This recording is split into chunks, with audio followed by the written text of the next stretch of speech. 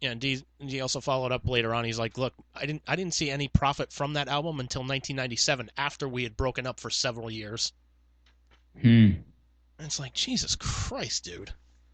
That's how it is, like in the entertainment industry, period, though, it seems, is like people just like even movies, like the fact that Kevin Smith doesn't have the rights to Mallrats is a little like crazy to me. Yeah, Like why doesn't he? I mean, I get it, it went through Universal Studios and whatnot, but like they didn't create it, he did. yeah, Like I don't know, it's just the systems are all set up to basically fuck over the people who make the stuff or the people who perform the stuff. The people who do the Y- work basically get fucked, while the people who sit back, make the money. yeah. But I mean, Smith, with the case of like Kevin Smith, it's a little bit different in that sense of like, he kind of found a way around that. Like he found, people that are like, hey, here's a couple $1 million. We know you make low budget movies. Here's a couple $1 million. Go make your movie. And then he's like, well, guess what? I'm gonna go tour. I'm gonna go tour with this movie. I'm gonna go tour it. I'm gonna take it around the country, show it with the people. I'm gonna, sit down with them, do VIP things, make some extra money. He's like, as soon as everything's all paid off, he's like, then it's all just fucking rolling in for us. Yeah, he found a smart way to do it. But Yeah. there's really no, I don't know if there is an equivalent of that for a musician. I mean, would it just be like you set up your own tour and you produce your own CDs? Like, is that, I guess you could theoretically do the same thing with this in the music industry as you could in the film industry. Yeah, I mean, it'd be like you've been to some of those food truck events that I've been to, like, the guy just like sitting around playing the guitar on the stage and whatnot. Like, all right, let's give it up for Billy Jameson. He's playing guitar for us. What a great guy, yeah. And then Yeah. just does that quick plug of like, by the way, if anybody's interested, I've got CDs over here for sale. Just after the set, come on over, say hi. Just purchase an album. It's like, all right, And then how many people actually purchase those albums? one if he's lucky, Yeah, exactly. and it's maybe a relative Yeah, or a friend. or somebody that owes him money or whatever. You owe me $50. I'll buy you. I'll buy a few of your CDs. How about that? I'll buy your shirt. God damn it. Oh man. Yeah. Um. Yeah. So that's our top five Billy Joel songs. Kind of surprised, like none of ours kind of overlapped or anything like that. I'm surprised at that too. Yeah, I don't think we had a single one that we repeated, right? Yeah. That's cool, man. And given you know, given the catalog of Billy Joel songs, it's kind of not really surprising as well. Yeah, that's true. That's true. um. But yeah, man. So yeah, I mentioned some good things are happening and whatnot. I think I can talk about it a little bit. I was gonna say, I think you said you had some things to report or something to talk about. Yeah, yeah. I kind of wanted to wait a little bit for it on just to kind of see where everything was going with it. But yeah, after I record this podcast with you, I'm taking care of a couple of errands and whatnot, and then I'm going on a second date. Nice, man. Yeah, yeah. Very Every, cool. everything's coming up Millhouse. Everything's coming up now. It's all about the pants. Yep. Very cool, man. Yeah, man. What So what is on the agenda for the evening? we're going to a one of those like painting things where you like paint a picture like following somebody's instructions and you drink wine during it. Ah, yes. Yeah. So we're doing that. Possibly dinner afterwards. I don't know, Cool. um, but yeah, man, she seems like a really great girl. I mean, I'm actually really happy right now. Nice, man. That's very good to hear. Yeah, Very happy for you, man. I hope things work out. so do I, man. It was like my thing was I didn't really want to like tell a lot of people just like because my mentality of it was like, okay, if it works out and it becomes something great, I can tell everybody like, hey, this happened, this is wonderful, I'm happy, you know. But if like shit didn't work out, it's like I didn't tell anybody about it, so I was like, all right, well, it's just business as usual then with Andrew. You didn't want it to be like Chris Farley with the my pet. Yeah, pretty much. Yeah. No, that makes sense, man. Yeah, but yeah, so I got some friends that are cheering me on, so it's kind of cool. But yeah, man, I understand needing to like, test the water before you go telling people about it. Well, yeah, Don't be like, hey. Oh wait, never mind. Hey. I don't get it. Oh, we know. Um,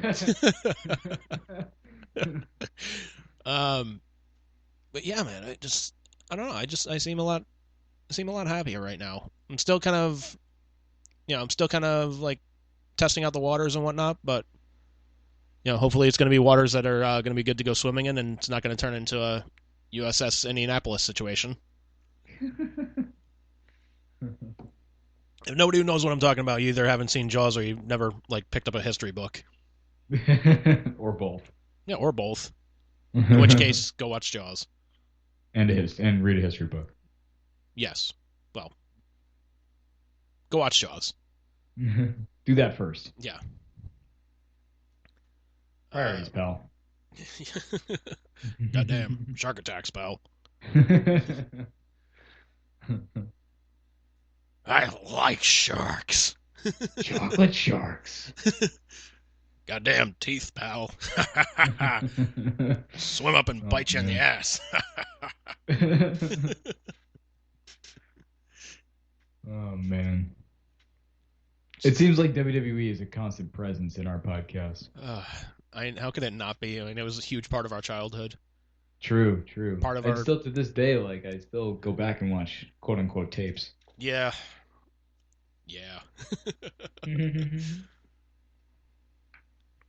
Right now I'm getting the Survivor series starting from the first one. I've been getting every one from Netflix. So like, Liz and I, we have a queue of movies that we wanted to watch. So what we've been doing is alternating, and I'd get like Survivor Series 1987, and then we get a movie, and then I get Survivor Series 1988, and then a movie, and then Survivor Series 1989, and then a movie. So I'm slowly going to work my way through all the Survivor Series. Nice. Until I get to a certain point, because once I get to like, I think like 2001 or 2002, I'll probably stop. Unless you can recommend a good one after that point. Because you tuned in, I think, into that period, didn't you? Like, my memory of that is like a little kind of like foggy at best. Yeah. Because I think when you and I first like met in college, I think we were still wrestling fans, but I wasn't like watching it week after week after week and whatnot. Yeah, me neither. Yeah, I kind of fell out of it, and I was just like, well, shit, I have this other thing I have to worry about, and Monday night staying up until 11 o'clock, and then have like a French class at like 7 o'clock in the morning. Yep. Yeah, I wasn't all about that. No. So, you didn't want to be en vetad. Do we need to tell that story again? Ass. Oh man. No, there was one Survivor Series match. I'm trying to find out what year it was. But yeah, like just the main event, like that main event of it, 2014. Okay. Like just like the main event, like Survivor Series match, like it's actually really, really fucking good. All right, let me pull up the old internets here and see what it says. Survivor Series 2014. Nope, not 15. Seth Rollins on the cover. Yep. Sting. So it's Team Cena versus Team Authority. Is this the one where Seth Rollins injured Sting? No. That was like a few months later. Oh, okay. But Team Cena was obviously John Cena, Dolph Ziggler, Big Show, Eric Rowan, and Ryback versus Team Authority, which was Seth Rollins, Kane, Mark Henry, Rusev, and Luke Harper. But yeah, man,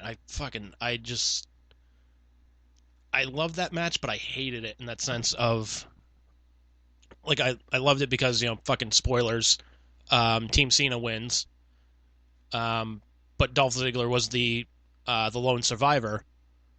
But the reason I hated it was because I was like, well, shit, this is gonna be it. They're gonna push him. Like, the crowd is going fucking nuts for him right now. Like, they would be stupid not to push him. In comes stupid. Like, that's a nice push you got going there, Dolph. Be a shame if somebody fucked it up. Like, sure enough. Stupid says hello. Yep, sure enough. Oh no. How does Sting factor into it then? Because I So see a picture of him here, but yes, so Sting made his debut during that main event. oh, Like he had basically been like fucking with Triple H for like a couple of weeks. They were playing like almost like vignettes, almost, but like he never like really showed up. hmm, So in this just one, fucking with him. yeah, so in this one he was just kind of fucking with Triple H and whatnot. Um, so it gets down, and again, fucking spoilers. Um, For something that happened, what, fucking 6 years 6 ago. years ago? Yes, which also spoiler alert. This the fourth match on the card has Adam Rose and the fucking bunny that we were talking about. Oh, really? Yeah. Oh, shit. So there you go. Okay, so maybe I do have to get this one. Um. So yeah. So basically, it came down to Ziggler was like the lone survivor on Team Cena, and he eliminated who the fuck was it? It was Kane. Let's see. What the fuck was it? God damn it! I really wish I had this more set up.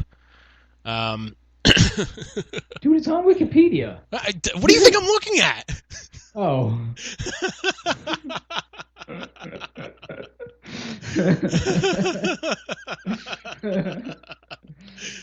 um, yeah. God damn it! I lost my place, motherfucker. Where Sting came in. Ugh. All right, so Ziggler had to eliminate Kane, Harper, and then Rollins. So it got down to basically Ziggler versus Rollins, and that's when Sting kind of like made his debut, kind of kicked the shit out of Rollins, threw Ziggler on top of him, took out Triple H, and then Ziggler gets his hand raised, the 1, 2, 3. So he kind of won because Kane showed or Sting showed up. Right. But the other thing to keep in mind too is that around this time, who was it? Fucking Roman Reigns was actually suspended for Steroids. yeah, for steroids. So what I'm thinking is like, yeah, they were probably going to put Ziggler in like one of those like early spots to get eliminated. But since Roman Reigns was suspended, they were like, all right, we'll just put Dolph in that position, and then when Reigns comes back, we'll just like it's like nothing happened. Classic WWE. Yep. Yeah, it's like that story of there was a writer that came out and talked about when Dolph cashed in the Money in the Bank. Mm-hmm. He said we're in the meeting with Vince and whatnot, and he's like, all right, Ziggler's going to cash the Money in the Bank the day after WrestleMania, and everybody's like, all right, so we're going to get prepared to give him a push. He's like, well, no, we're having him cash it in because it's the right thing to do. It's like, then why did we give this thing to this guy if we're not going to fucking push him? Like, the crowd is going nuts for this guy. Like, the WrestleMania match between Jack Swagger and Alberto Del Rio, like, the whole match, like, the crowd is chanting, like, we want Ziggler, we want Ziggler. Really? Yeah, they have another match the same, like, the next day, like, Swagger versus Del Rio. And the crowd, again, is chanting, we want Ziggler, we want Ziggler. And when Ziggler finally fucking, like, comes back out, fucking the crowd loses it. Like, they always put it on like, oh, it's one of the biggest pops in WWE history. It's like, well, it's a shame you didn't fucking do anything with it. Yeah. They are really terrible at reading their audience. They really are, man. It just I don't know, man. There are times I can't take wrestling sometimes. It's like recently they put Ziggler in a championship match against Drew McIntyre. And I'm like, oh, great, so he's going to lose this one, right? Okay, wonderful. Because it's pretty much just gotten to a point where I'm just like, all right, this is kind of like the bizarro John Cena in that sense of like, back in the day, like, you're like, all right, Cena's going to win this match. Well, it's an I Quit match. He could tap out. Like, motherfucker's tapped out once in his career, and that was early on against Kurt Angle. Since he's taken that whole, like, the Superman kind of persona, he's never tapped out. He's not going to. You'd lose money with that, so he's not tapping out. Just stop. Stop putting him in situations where I know he's going to lose. Like, just as soon as you hear the name, you're just like, all right, I know who's going to win this match. Yeah. I mean, to be fair, that's kind of always been that way, with very rare exception. Yeah. It's just that now it's even more obvious because people can peek behind the curtain. But even back then, like, when Hulk Hogan was in a match, who's going to